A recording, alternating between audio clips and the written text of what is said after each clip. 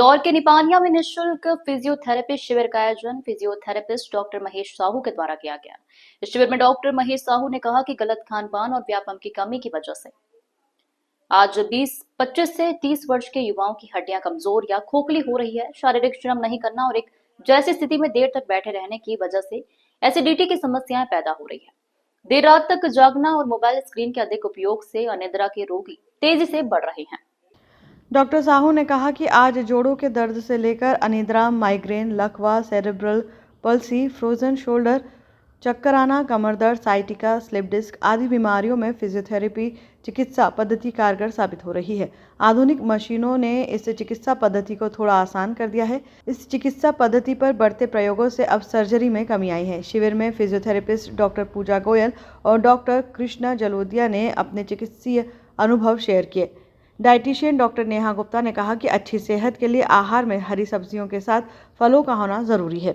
भोजन की थाली में दाल का होना आवश्यक है। भोजन में सलाद, सूप या सलाद का सेवन करें। फ्रिज में अधिक समय तक रखे खाद्य पदार्थ का सेवन कभी न करें। सुबह नाश्ता अवश्य करें और रात को भोजन करने से बचें। अधिक तला गला भूल कर भी न खाएं। वॉकिंग रोजाना करें। रात को गर्म दूध का सेवन फायदेमंद है। मीडिया प्रभारी प्रवीण जोशी ने बताया कि निःशुल्क फिजियोथेरेपी शिविर में 72 लोगों का परीक्षण कर उन्हें चिकित्सा परामर्श दिया गया। डॉक्टर साहू द्वारा प्रतिमाह इंदौर जिले में निःशुल्क फिजियोथेरेपी शिविर का आयोजन किया जाता है। इन शिविरों से अभी तक हजारों लोग लाभान्वित हो चुके हैं।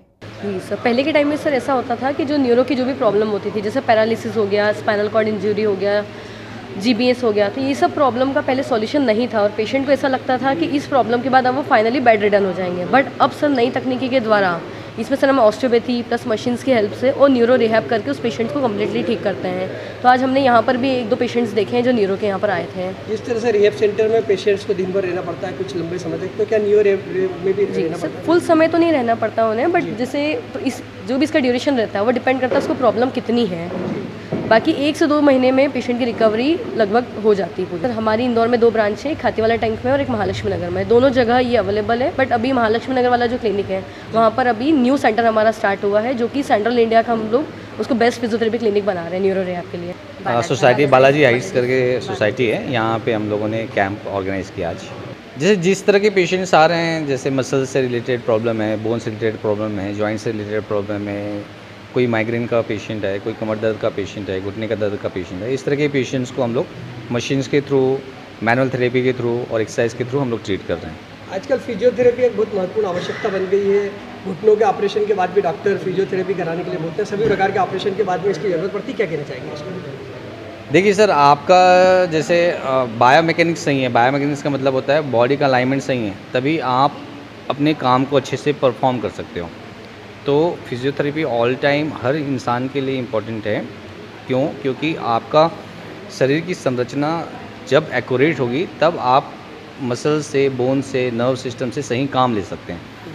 तो ऑपरेशन के पहले भी, ऑपरेशन के दौरान भी, ऑपरेशन के बाद भी, और इनफैक्ट अगर आप ध्यान देते हैं तो 80% प्रॉब्लम जो है आपके शरीर में जो आता है, चाहे गर्दन का दर्द हो, शोल्डर का पेन हो, कमर दर्द हो, वो बायोमैकेनिकल इश्यूज़ की वजह से आता है। तो आपको मैनुअल थेरेपी यानी फिजिकल थेरेपी की रिक्वायरमेंट तो रहती ही रहती है सबको ही।